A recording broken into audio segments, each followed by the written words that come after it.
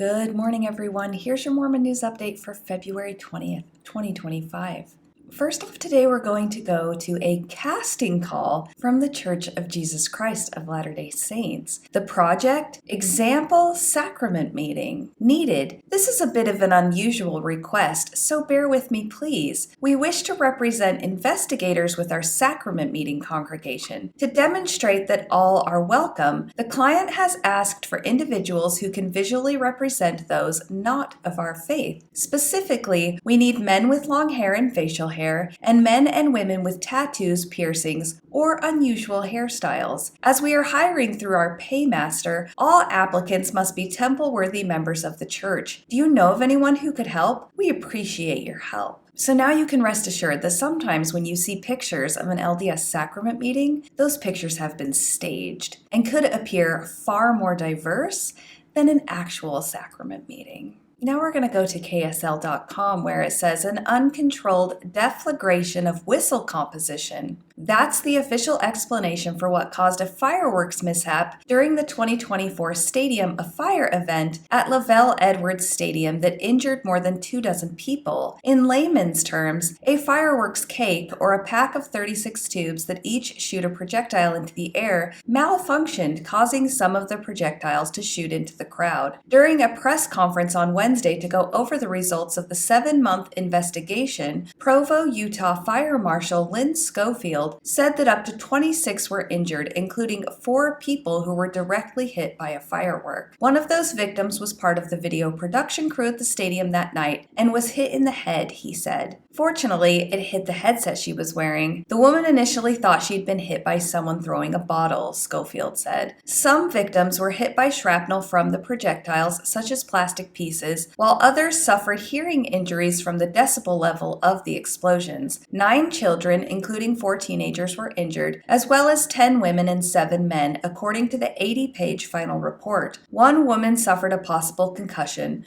Others reported burns on their arms and abdomens. The culprit, Schofield said, was a device known as a 36S Howling Tales to Hammer. 5 of them were lined up on each side of the stadium's giant video screen, about 4 rows from the top of the stadium in empty bleachers. Each device contained a 6x6 row of tubes. The device that malfunctioned was in the group on the west side of the stands and closest to the video screen. It happened about 8:40 p.m. during a military flyover. After 6 or 7 of the tubes successfully fired their projectiles, there was a deflagration, or an explosion, that caused up to 22 tubes to fire projectiles in a direction they weren't supposed to. 7 did not fire at all. I actually remember seeing videos of when this happened and even posted one on my TikTok channel. Let's hope this year at Brigham Young University's Stadium of Fire, things are a little less exciting. Now we're going to go to the Deseret News. 18 months after BYU evacuated students from its Jerusalem Center due to the Gaza war, the school announced it will resume student programs there in April. Jerusalem has been quiet for several months, and there are strong signs of improved security throughout the Holy Land as ceasefire agreements in both Gaza and Lebanon appeared to be holding, said Jim Curl, assistant to the university president for the Jerusalem Center, in a statement posted on BYU's website. Curl noted that European airlines have resumed flights to Tel Aviv, and U.S. airlines have announced they will resume flights to Tel Aviv on April 1st. The Jerusalem Center, which sits on Mount Scopus in East Jerusalem, celebrated its 35th anniversary in 2024 without students. The center is operated by Brigham Young University, which is sponsored by the Church of Jesus Christ of Latter-day Saints. Its largest function is hosting students who study scripture and history and visit sites throughout the region. The center also hosts concerts and other events. I remember hearing about the Jerusalem Center when I was a student at BYU, Idaho, and thinking that it was a place for the rich Mormon students to go. I don't know how true that is, but that was my perception. And although I would have loved to, I never did have the opportunity to go there. And now we will go to an article in the Deseret News by Jacob Hess called 7 Common Ways Journalistic Ethics Are Being Disregarded. He starts by telling a story about Janet Cook, who was awarded a Pulitzer Prize and then later returned it after admitting that she'd fabricated information to win it. Jacob responds to this story by saying this is what usually comes to mind when unethical journalism comes up. Overt deception with made-up storylines, fabricated sources, etc. Although that sometimes does happen, it's exceptional and by far not the most common breach of journalistic ethics. He then details the 7 ways that he believes journalistic ethics are being disregarded. Number 1, not openly acknowledging strong bias driving the reporting. Number 2, generalizing from unrepresentative sources. Number 3, selectively ignoring meaningful context. Number 4, presenting analysts with hidden bias as trustworthy. Number 5, over-reliance on anonymous, unnamed sources. Number 6, a narrative in search of facts. And number 7, inattention to harm prompted by reporting. This is intensely interesting to me considering that Jacob Hess, the person who wrote that article, has had his own issues with dishonesty during his journalistic career. 2 years ago in a Reddit post titled Jacob Z. Hess is Dishonest, Strong Attorney 8646 wrote, "I'm going to lay out how I caught amateur apologist Jacob Z. Hess lying about the Arizona Associated Press article,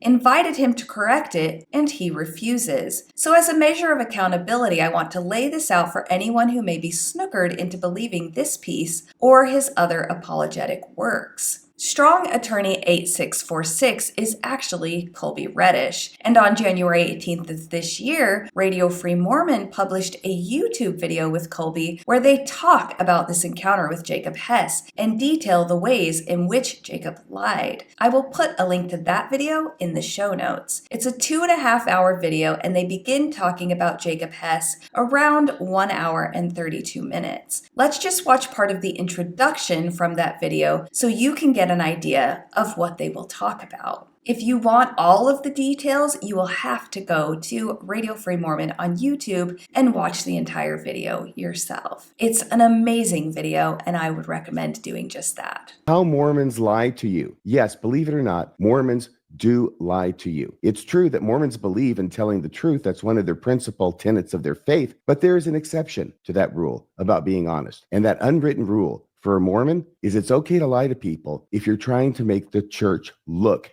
good. One of the apologists we'll talk about, Jacob Hess, had published a piece in the Deseret News. He now works for the Deseret News. And I was irritated by the fact that I caught him, as people will find later, in quite a whopper of actually, I think, several lies on one of the pieces he wrote back when he wrote for Public Square magazine. So yeah, we're going to hit how apologists lie to you and obfuscate the truth. True to my word, I promised a few days ago on Nathan Hinckley's show we would bring the receipts, and so we're going to do that. I had mentioned something about an article, a more recent article written by Jacob Hess. It seemed like he was obviously circumventing the truth in what he was saying in order to try and make the church look good, because he's writing an article, the most recent one, to try and say that there's more academic freedom at BYU than at secular universities, like Harvard and Yale. So there's a lot more academic freedom at BYU. And when you've got a person who is so in the tank for the church that they're going to write with a straight face something so obviously, ridiculously wrong, you got to call it out. And I brought it up. And then you said, hey, I got my own story about Jacob Hess where he lied to me. I wanted to bring this up because after so many years in the church, I sometimes find it hard to be critical of sources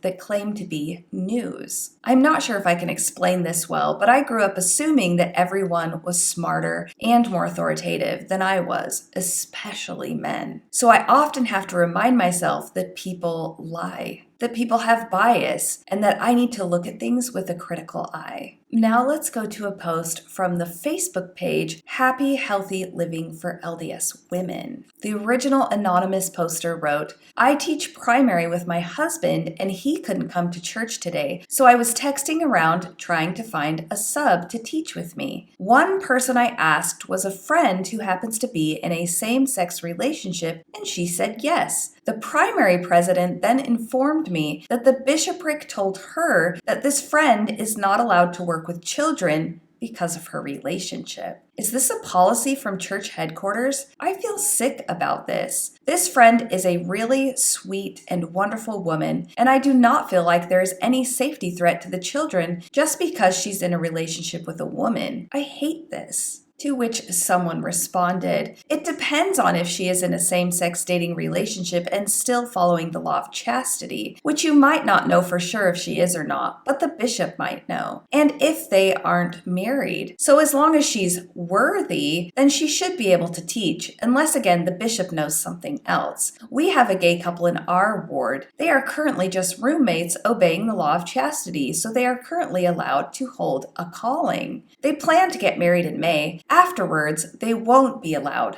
to hold a calling." And someone else responded with, "Just my 2 cents, but they probably shouldn't be serving in callings now. A heterosexual couple that was cohabitating would also have membership restrictions." I actually love reading posts from Mormon Facebook groups because it gives a little glimpse into what some Mormons are really thinking. Is this representative of all Mormons in the church? Absolutely not. But if you are a member who's going to church, you could be sitting next to someone who thinks this. And I think it's important to understand that. And last up today, we're going to finish with this post that says, "While it may seem like a joke, capitalism actually deters many of us from making healthy, constructive relationship decisions because we're constantly worried about housing and finances. All humans deserve the ability to leave/enter relationships without economic backlash," to which someone responded, "California rent got people in relationships that've been over for years."